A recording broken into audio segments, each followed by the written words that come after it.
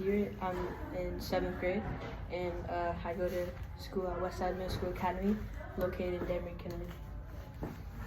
My name is Jade. Like I said, I'm in 7th grade. I go to WSMSA Academy, located in Danbury City. So our project is called Heat Preservation and Different Methods. A description of our project is the water that's poured into the different variables or containers all start at the same temperature, but end in different temperatures, which show us which container is able to preserve and maintain the most heat. We came up with our project because we wanted to test what is able to preserve the most heat, so that we are able to use this for ourselves. So doing our research, we became interested in this project because it shows different materials, how the different materials that people use can affect the temperature of the water, and how the heat is preserved. Also, from doing the research, we discovered that mugs tend to keep the most heat in liquids because it's the ceramic material. The materials that we needed for our project were plastic bag, plastic container, glass container, and a control group, which is a mug.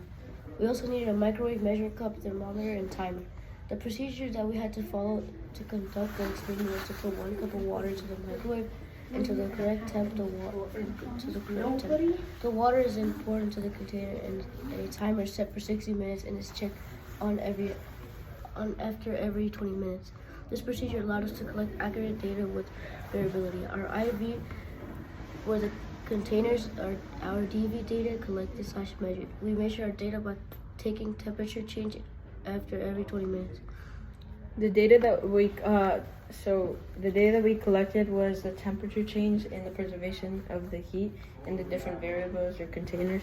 And based on our data, we were able to discover that the glass container is actually able to preserve the most heat over a certain period of time. For us, it was 60 minutes. And based on our data, our hypotheses were not correct. So the limitations that our project had were not being able to test. We're not being able to test for longer times, and not being able to test out how the container would do for keeping food warm. Without these limitations, future studies that could be done to investigate our topic further is to see if the time was extended, could the ceramic mud be able to preserve more heat, or if a normal plate with a tinfoil could preserve more heat than the glass container, which was able to preserve the most heat.